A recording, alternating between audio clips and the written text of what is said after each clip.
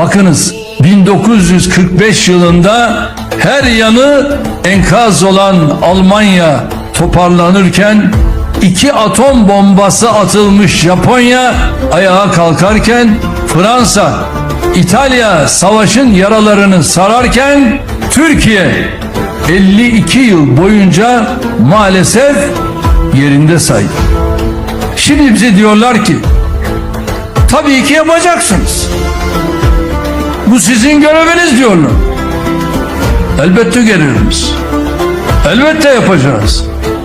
Elbette bu millet için çalışacağız. Ama siz de lütfen bir sorgulayın.